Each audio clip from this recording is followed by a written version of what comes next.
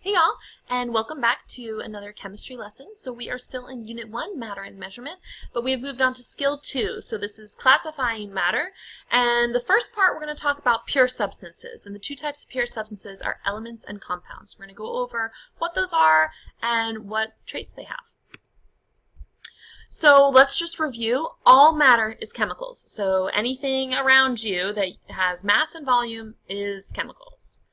And all matter is made of atoms. So today we're going to talk about some examples of types of matter and what makes them what they are. So first I want to show you a picture of this dog. And no, it's not because I want to put pictures of dogs in every single PowerPoint. I mean, I do want to, but I'm not going to do that. So these are all dogs, right? But they're not the same type of dog. So even though they're all dogs, they're all a little different. That's kind of how matter is. So all of matter has one universal thing that they're made out of, atoms, but we're going to learn about how those atoms can be different. So pure substances. First, what is a pure substance? A pure substance is any kind of matter that has identical particles when looking at the particulate or atomic level. So there are two types of pure substances. The first is an element.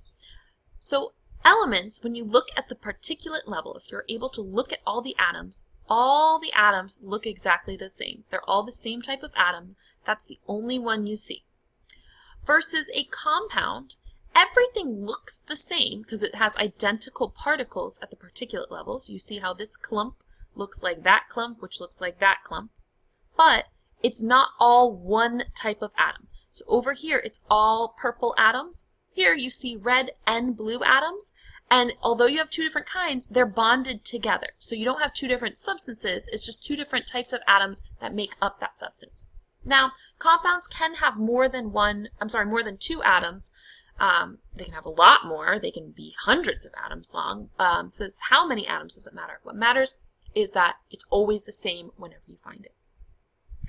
So a couple things about pure substances. First, they can't be broken down by physical means. So if I have a sample of water, I can't like blow on it and then it's gonna turn into oxygen and hydrogen. So you have to actually chemically change it. And this is the big thing. Pure substances, no matter where they're from, they will always have the same composition. So no matter any sample you get. So water, no matter if you get it from Collingswood, New Jersey, or Timbuktu, or Antarctica, it's always going to be H2O. So let's start with elements. So there are 118 types of atoms, and each type is called an element. So previously there was only 111, so some periodic tables, if they're a little older, might not have these last man-made ones that were made recently. And all elements are going to be listed on the periodic table. Again, if you have an older one, it's not going to have those last ones, but you're not going to ever run into those last ones anyways, because like I said, they're man-made, and they only lasted for a fraction of a second, so it's not like they're hanging out doing things on Earth. So a couple elements that you're already familiar with. Oxygen, it's what you breathe, right? Helium, if you've ever been at a party where they have floating balloons, they're all filled with helium atoms. Helium is an element. And aluminum is an element. So if you've ever packed up your food in aluminum foil. Fun story, so we used to use tin instead of aluminum because tin was cheaper. Aluminum, what we used to call aluminium, like the rest of the country, or the rest of the world still calls it, aluminium was really expensive back in the day. Like kings and queens would give everybody else at their big dinners gold plates while they ate off aluminium plates. Until some Canadian figured out a way to separate aluminum and oxygen from aluminum ore, and then he sold it. But as a marketing technique, he called it aluminum instead of aluminium, and us Americans just went with it, and we now call it aluminum because that's how it was marketed to us. So anyways, but that aluminum foil that you have, those are straight up aluminum atoms, nothing else. That is an element. Each element has a unique one or two letter symbol. So if you look around the periodic table, every single one of these blocks has one or two letters. Some of them come from the name. So if you look here, boron has a capital B. But then you look over here, like sodium is Na. So where does that come from? Well, some of them are Greek and some of them are Latin roots. The first letter, if it's 2 letters, is always capital, and the second letter is always lowercase. And I'm going to show you why that's really important. And to think about that, we're going to talk about 2 elements, carbon and oxygen. So carbon is a capital C and just a capital C. Oxygen is a capital O and just a capital O. So I could either have a big C, a big O, or a big C and a little o. Let's look at the difference. Big C, big O is carbon and oxygen together in a compound. This is carbon monoxide. You probably have some carbon monoxide detectors in your house. If not, you need to talk to someone because that is dangerous. Carbon monoxide is a deadly gas. It displaces oxygen in your blood and does not allow you to breathe anymore. So no matter how many gasps you take, you will not take any oxygen in. You don't even know it's happening because you slowly pass out and then you would die from carbon monoxide. It is not something you want to be around. Versus cobalt, it's just a metal. It chills there. It just sits there, doesn't do anything. It's not toxic. 2 totally different things. Capital C, capital O is 2 different elements bonded together. This gas can kill you. Capital C, lowercase o, metal that hangs out. So, big difference. So make sure you are very careful with your capitalizations in chemistry.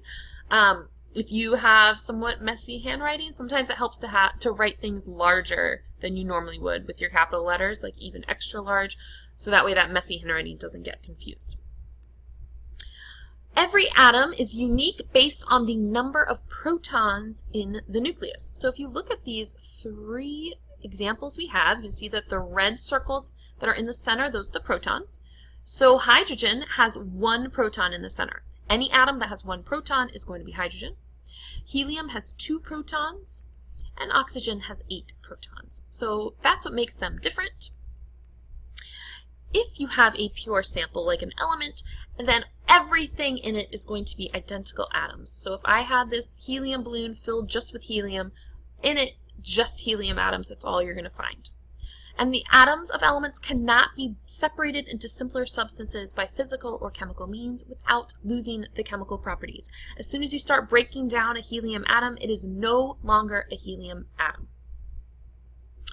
And each element has a unique set of properties. So like chlorine gas, so chlorine is a gas at room temperature. It is green, it is toxic, it is used in chemical warfare, if it doesn't kill you, it's going to produce severe burns inside your nose, mouth, lungs, wherever you breathe it in. Really, really scary stuff.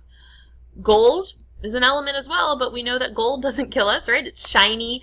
It's got that luster or shiny. It's malleable like a metal. We can hit it with a hammer and it'll move around. And it's the gold color. Bromine is the only nonmetal that is a liquid at room temperature. It's a liquid. It's brownish. Mercury is a metal, and it's the only metal that's a liquid at room temperature. Mercury can cause really bad poisoning. You've probably heard of mercury poisoning if you eat too much fresh fish, so fish from the ocean. If you get fish from farm-raised, it will not have mercury in it because it's our oceans that are contaminated with mercury.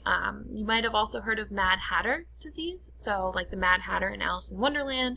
So people who made those hats hundreds of years ago that had the big beautiful feathers in it, so they were called hatters, and they would get these giant feathers from birds that were obviously very dirty because the birds were out in the wild. They would take the liquid mercury and rub it over the feathers, and they would actually pull out all the impurities. But unfortunately, while they were doing that, the mercury would seep into their skin, and mercury, when it gets into your body, actually starts breaking down your nervous system. And big part of your nervous system is your brain. So a lot of people that made hats went, cuckoo because their brains were being destroyed by mercury. So be careful about that. If you are a fish eater, do not eat fresh fish more than twice a week. If you are ever pregnant, you always want to be careful about what type of fish you have because that can actually kill the embryo. It is that scary. So obviously all these elements have totally different properties. All right, so now let's talk about compounds. So when atoms of elements combined with chemical bonds in constant whole number ratios, they're going to form compounds. And when I say constant whole number ratios, constant means it's always the same. So no matter what sample of water you have, water is H2O, 2 hydrogens, you can see these hydrogens sticking out down here, and 1 oxygen. No matter where that water is from, it's going to have that chemical formula. There's also no half atoms in it, so that's why they're all whole numbers. And the subscript in the chemical formula tells you how many of each atom is present. If you don't see a number, you can assume that to be 1. Chemists are kind of lazy sometimes, so if we can skip writing a number and our reader knows what it means, we're going to do that. So here's an example of a sample of carbon dioxide. Now, these would be moving around because it's a gas and they would be in all sorts of different orientations, but just so you can see, they all have the same chemical formula. They all have the 1 carbon in the center and then 2 oxygens around it. So sodium chloride, NaCl, we know that it's made out of sodium, it's in the name, but how many sodiums? So if I look at this formula, there's no number after it, so I know that there's 1 sodium. It's also got chlorine, there's no number after it, so I've got 1 chlorine. So this is a sodium chloride. You can tell that they kind of clump together, and here's a better picture of it. They make kind of a crystal lattice structure. Some things will do that, some won't, but if you look at table salt, sodium chloride, and you really look at the pieces, you can kind of see they're little crystals actually that you are putting on your food, which is pretty cool. You can definitely see the crystal lattice structure within the on our level of seeing, on our macroscopic large world scale. All right, the next one, CaCO3. So first I can tell that there are 3 elements here because I have 3 capital letters. The first element is Ca, so that's calcium. I have 1 calcium atom. The next is a capital C, that's carbon, and there's only 1 because there's no number after it, so I have 1 carbon atom. And after that, the O has a 3 after that, so I have 3 oxygen atoms. So here's what this looks like. This is calcium carbonate. So you can see the 1 carbon, the 3 oxygen, and the 1 calcium. So any compound of calcium carbonate is going to have this structure to it. Parentheses always group atoms together if they come in a group and have multiple of that group. So any number outside the parentheses gets distributed, or you can list everything inside that many times to figure out how many atoms of each. So I'm going to show you how to use that. So if we have Al2, parentheses, SO4, and parentheses 3, that 3 right here only works on the SO4. It's saying I have 3 of these SO4s. It has nothing to do with the Al2. This 3 touches the parentheses, so it's only the stuff in the parentheses. So let's try the first method. So you can list everything out. So I can relist that SO4, and I can say, well, this is also Al2, SO4, SO4, SO4. So I have 3 SO4s, so I can see what it's made out of. Or I can distribute it in as a second way of thinking about it. So I can take that 3 and put it into both things. So I still have Al2, but now my Al2 is followed by, instead of S1, I've got 1 times 3. Instead of O4, I've got 4 times 3. And then you do your math. So this is going to turn into Al2, S3, O12. Notice in all of these, the Al2 does not change. It has nothing to do with that 3 on the outside because the 3 only works with the stuff in the parentheses. So if I'm to list out everything that's in this now, I can look at the first one and say I've got 2 aluminums, or I can look at the last one and say I've got 2 aluminums. Great. I can look at the first way and see I have 1, 2, 3 sulfurs, or I can look here and say 3 sulfurs. I can say I have 4, 4, and 4, which adds up to be 12 oxygens, or I can look here and I've got 12 oxygen atoms. So there's 2 different ways to read them when they have parentheses. Both get you the right answer, so whichever way you are more comfortable with is perfectly fine.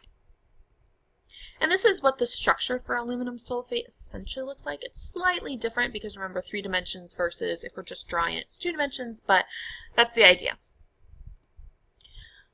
And last, I want to point out elements versus compounds. Elements do not necessarily maintain their properties. In fact, they usually do not when they become part of a compound. So I've got a few examples for you. So silver oxide is this like brownish, blackish powder. So it certainly does not have the silver color, and it's certainly not an oxygen like a gas, right? So the very, very different. Ammonia, which is NH3. Take a deep breath right now. You just took in a bunch of nitrogen and hydrogen atoms. You did not take in ammonia, which is a cleaning product that's going to feel kind of burny if you smell it. It smells terrible. So elements do not maintain the properties when they become part of a compound. So that is a key thing for chemistry. As soon as things start bonding together, they're going to have all new properties because you've changed the electron arrangement around them, and then they're going to start doing different things. So I hope that made sense. If it didn't, please rewind and go back to whatever you need to. Ask me questions, shoot me an email, or ask me in person. Whatever you need to do to understand, I am here for you. All right, I'll see you in the next video.